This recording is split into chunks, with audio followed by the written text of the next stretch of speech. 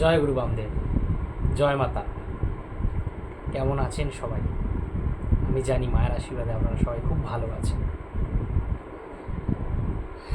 আজকে আবারও চলে এসেছি আপনাদের সামনে একটি খুব গুরুত্বপূর্ণ আলোচনা নিয়ে।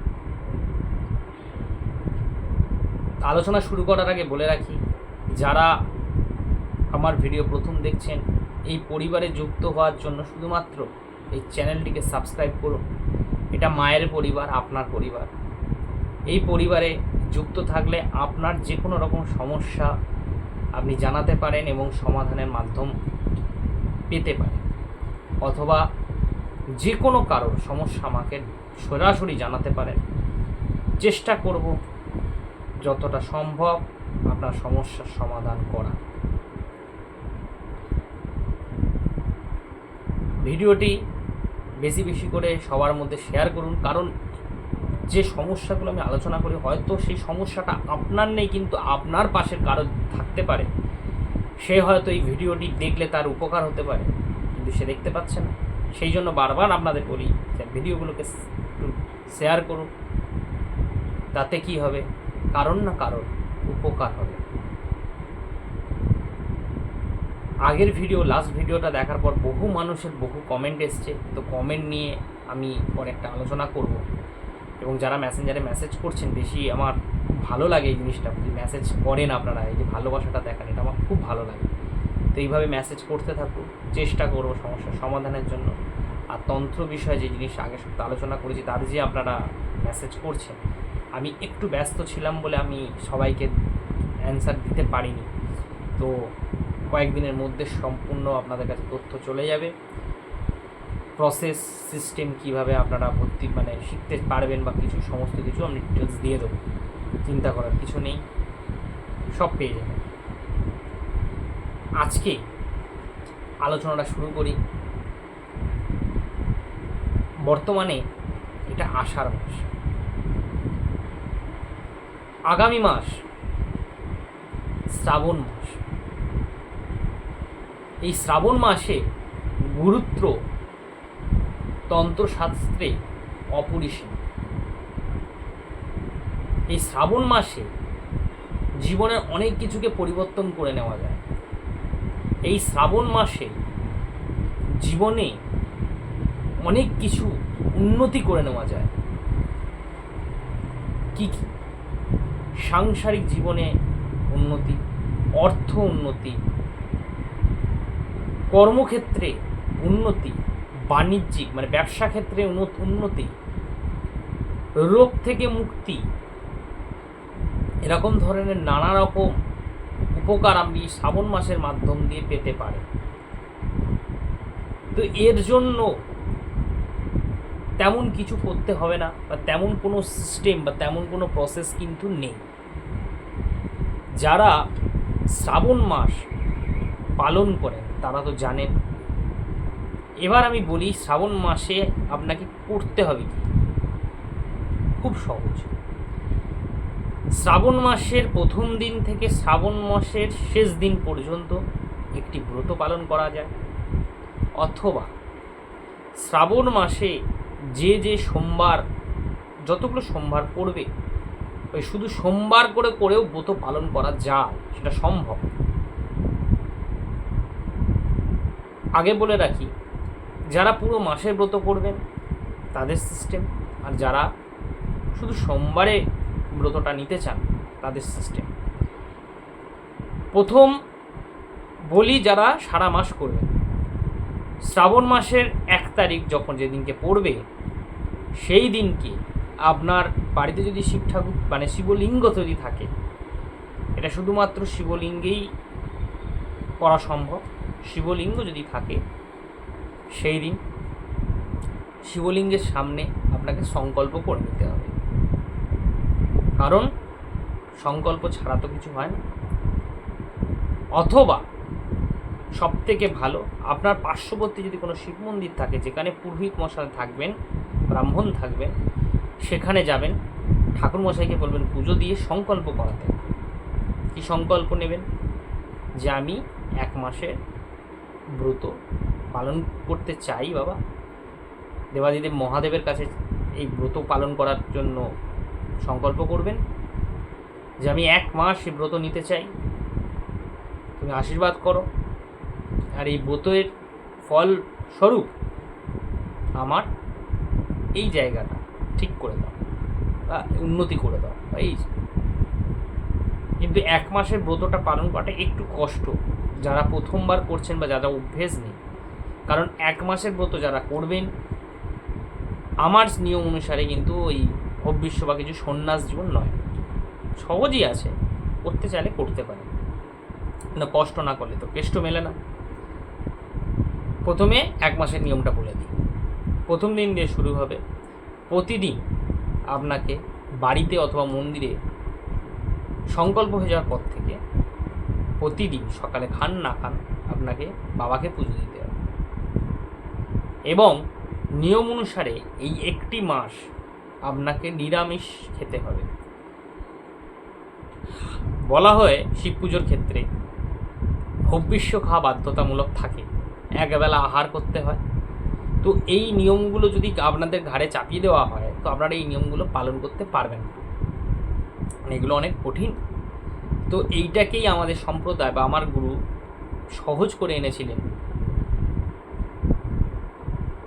আপনি নিরামিষ আহার করুন, কারণ শিবের পুজো ক্ষেত্রে, শিব ঠাকুরের পুজোর ক্ষেত্রে তেল হলুদটাকে আমরা বর্জনীয় করিয়ে দিই, এক্ষেত্রে আপনি গ্রহণ করতে পারবেন। নিয়ম অনুসারে আমি 2টো নিয়মই কিন্তু বিশ্লেষণ করে দিচ্ছি, কেউ বাজে মন্তব্য করবেন না, ভুল বলেছেন এ বলেছেন বলবেন না। কারণ আপনাদের যদি মন চায় আপনারা কঠিনটাকে নিয়ে এগোবেন তো এগোন, যারা মনে করছেন আমি সহজভাবে করব কিন্তু ব্রতটা করব, তারা এই নিয়মটাকে পালন করতে পারেন, এটাতে কোনো ভুল নেই। অনেকে বাজে মন্তব্য করেন, মেসেজ করেন আপনি এটা ভুল বলেছেন, ওটা ভুল বলেছেন, এই ঠিক ওই ঠিক, তাহলে আপনারা কেন সব কিছু ঠিক করছেন না? যারা এই মন্তব্যগুলো করেন তাদেরকে বলি তাহলে আপনারা সবাইকে ঠিক করে দিন, করুন, আমার তো কোনো অবজেকশান নেই, এসব কথা বাদ দেন। 1 বেলা আহার সেটা নিরামিষ করতে পারেন। 1 বেলা আহার যদি না চান আপনি নিরামিষ খাবেন 1টা মাস, যতবার খুশি খান, কোনো অসুবিধা নেই। তেল হলুদও আপনি গ্রহণ করতে পারেন কিন্তু নিরামিষে। সংকল্প নেওয়ার পর থেকে আমিষ কোনো খাবার আপনি খেতে পারবেন না, পেঁয়াজ রসুন মাছ মাংস এই সমস্ত যেগুলো আমিষ আমরা ধরি সেই সমস্ত কিছু বর্জন করতে হবে 1টি মাস। সন্ধ্যের পর আহার করা যায় না, ফল মিষ্টান্ন খেতে হয়, সেটাও আমরা সহজ করে আপনি সন্ধ্যার পর অন্ন জাত বাদ দিয়ে লুচি পরোটা রুটি এসব সমস্ত জিনিস বা ভবিষ্য জবের জিনিস ডালিয়া থেকে আরম্ভ করে এই সমস্ত জিনিসই আপনি খেতে পারবেন, শুধু অন্ন বাদ, এই 1টি মাসের জন্য। যাদের অন্যের, যারা অনেকে চাকরি করে সকালবেলা থেকে ঠিক মতন অন্ন খায় না, রাত্রেই সেই অন্নটা খায়, তারা কিন্তু গ্রহণ করতে পারে, কোনো অসুবিধা নেই, নিরামিষ খাবে। মেন কথা হচ্ছে নিরামিষ খাওয়া। 1টি মাস 1টি মাস ব্রহ্মচর্য পালন করতে হবে, সংযম থাকতে হবে, অবশ্যই বাধ্যতা ব্রহ্মচর্য পালন করা শিব পুজোর ক্ষেত্রে এটা বাধ্যতামূলক। তো এই 1টি মাস প্রতিদিন বাবাকে নিজের যথা সামর্থ্য অনুসারে আপনি যেরকমভাবে পারবেন বাবার পুজো করবেন, কোনো অসুবিধা নেই। মনস্কামনার প্রতিদিনই জানান, তাতেও কোনো অসুবিধা নেই। বিল্লপত্রে 1টি বেলপাতা দিই, বাবা খুশি, 1টি করে বেলপাতা দিই পুজো করুন, বাবার মাথায় জল ঢালুন, গঙ্গা জল পারলে গঙ্গা জল, যেরকম আপনার সামর্থ্য সেইভাবে প্রতিদিন আপনি স্নান করাবেন, বাবাকে পরিষ্কার পরিচ্ছন্ন রাখবেন, ঘি মধু দিয়ে সুন্দর করে স্নান করিয়ে আপনার কর্মের উদ্দেশ্যে যান। এটা 1টি মাসের ব্রত গেল। যারা 1টি মাস এই ব্রত করতে পারবে না, যারা শুধু সোমবার করে পালন করবে, তাদের জন্য বলি এটাও খুবই সহজ, একদম সহজ। প্রতি সোমবার মানে প্রথম যে সোমবার পড়বে সেই সোমবার দিয়ে শুরু করতে হবে, পরপর প্রতিটা সোমবার আপনাকে পুজোটা খুব চালাতে হবে। যেটাই 4টেও পড়তে পারে 5টাও পড়তে পারে, আমার এখনও ঠিক দেখা হয়নি। তো প্রতিটা সোমবার শ্রাবণ মাসের প্রথম সোমবার দিন গিয়ে মন্দিরে অথবা বাড়িতে থেকে আমি বলবো মন্দিরে গিয়ে পুজোটা করা শ্রেয়, যেখানে পুরোহিত মশাই থাকবেন সেখানে আপনাকে পুজো করাবেন। কারণ এখানে পুষ্পাঞ্জলি বলুন থেকে আরম্ভ করে যে যতটা গভীরভাবে করতে পারবেন ততটা ভালো। পুজো দিতে গেলেন, ওখানে নিজের ঠাকুরমশাই তো ঠাকুরমশাইয়ের মন্ত্র দিয়ে সংকল্প করে, আপনি কিন্তু দুটো ক্ষেত্রেই যারা 1 মাস করুন এতে নিজের মতো করে সংকল্পটা কিন্তু করে নেবেন, নিজের চাহিদা মানে নিজের যে জন্য আপনি ব্রতটা নিচ্ছেন সেটা জানিয়ে দেবেন। যারা শুধু সোমবার করছেন তারা বাবার পুজো করবেন। এখানে সিস্টেমটা প্রথম সোমবারে 1টি বেলপাতা, দ্বিতীয় সোমবারে 2টি বেলপাতা, তৃতীয় সোমবারে 3টি বেলপাতা, চতুর্থ সোমবারে 4টি বেলপাতা, 5টি সোমবার থাকলে 5টি বেলপাতা দিয়ে পুজো করতে হবে। প্রথম বুঝতে যদি না পারেন আর সহজ করে বলছি, প্রথম সোমবার আপনি মন্দিরে গেছেন, পুজো করতে গেছেন, প্রথমে বাবাকে ঘি মাখালেন, স্নান করালেন, মধু মাখিয়ে দিলেন, এবার যেরকমভাবে আপনার যতগুলো যেরকম উপাচার আপনি নিয়ে গেছেন সেভাবে আপনি পুজো করালেন, পুজো করলেন, সংকল্প করলেন, ঠাকুরমশাই যদি পুষ্পাঞ্জলি করায় করলেন, সমস্ত কিছু আপনি সিস্টেম বাই সিস্টেম করলেন। লাস্টে যখন আপনি বেলপাতা দেবেন, প্রথম সোমবারে 1টিই বেলপাতা আপনি মাথায় দেবেন, মনস্কামনা জানিয়ে বেলপাতিটি মাথায় দিলেন। দ্বিতীয় সোমবার আবার গেলেন, দ্বিতীয় সোমবারে 2টি বেলপাতা একত্রিত হয়ে ধরে এই আঙুলটা বাদ এইভাবে ধরবেন, ধরে নিজের মনস্কামনা আবার জানাবেন, সাদা চন্দনে লেপন করে আবার বেলপাতাটি বাবার মাথায় দিলেন। তৃতীয় সোমবার আবার গেলেন, 3খানি বেলপাতা, 3টে বেলপাতা একত্র ধরবেন, সাদা চন্দন লেপন করবেন, মনস্কামনা জানাবেন, বাবার মাথায় দেবেন। এইভাবে আপনার যতগুলো সোমবার শ্রাবণ মাসে আছে 4টে অথবা 5টা আপনি সেইভাবে করলেন। এর বাইরে কোনো নিয়ম নেই। এই সোমবারগুলোই আপনাকে নিরামিষ আহার গ্রহণ করতে হবে। খুবই উত্তম হবে যদি একবেলা আহার করেন, সেটাইও হবে হবিষ্য আহার যেটাকে বলা হয়। গোবিন্দভোগ চাল অথবা আতপ চালের ভাত, সাথে মুগ ডাল দিয়ে খেতে পারেন, আলু দিতে পারেন, দিয়ে ঘি দিয়ে আপনাকে খেতে হবে। যদি খুব ভালো হয় এটা যদি করতে পারেন, সূর্যাস্তের পর আহার করা যাবে না, খুব খিদে পেলে ফল মিষ্টান্ন খেতে পারেন। যদি এটা খুব কষ্টের জনক হয়ে যাচ্ছে তাহলে সেটা ব্রেক করুন। নিরামিষ আহার বাধ্যতামূলক, নিরামিষই খাবেন, আপনার যা মন চায় সেইভাবে আপনি খেতে পারেন। এইটা করে দেখুন কি কি কারণে করতে পারেন। আমি প্রথমেই বলেছি নিজের জন্য করতে পারেন, অন্য কারোর জন্য করতে পারেন, অথবা কোনো চাহিদা ছাড়া যে আমি সব কিছুতে ভালো আছি তবু আমি করতে চাই, অবশ্যই করবেন, অবশ্যই করবেন। কারণ ওপরে উনি বসে সব লক্ষ্য রাখছেন। করুন, দেখুন যে সমস্যার সমাধান আপনার অনেক কিছু করেও হয়নি। এই ভিডিওটি দেখছেন হয়তো যারা যারা দেখবেন বা দেখছেন, এটাকে করলে প্রথমবার যখন করতে যাবেন মনে হবে একটু কষ্ট বা টাফ, কিন্তু যখন করবেন তখন খুব ভালো লাগবে, মন থেকে খুব ভালো আনন্দ পাবেন, মনের মধ্যে একটা আলাদা পরিবর্তন, আপনার চেতনার পরিবর্তন ঘটবে, চৈতন্য ভাব আসবে।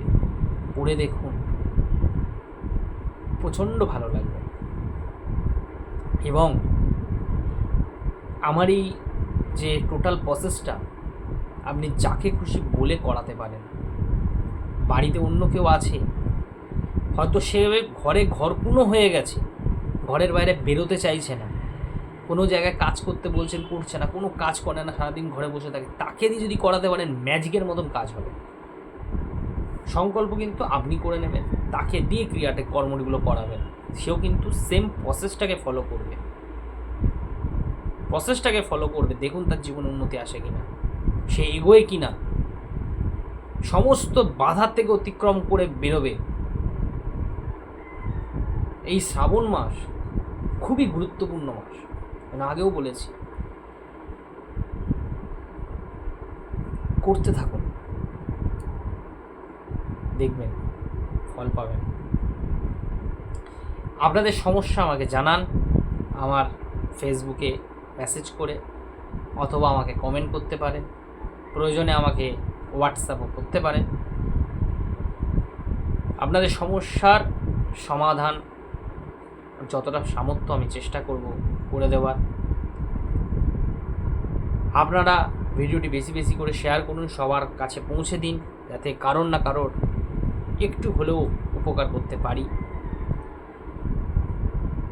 যারা মায়ের কাছে পুজো দিতে চান নামগোত্র যেমন পাঠাচ্ছেন পাঠাবেন, আমি সিস্টেম বলে দেবো। যেদিনকে পুজো আপনার নামে পুজো হবে সেই দিনকে আপনাকে কিছু নিয়ম পালন করতে হয়, সেগুলো সমস্ত কিছু বলে দেবো।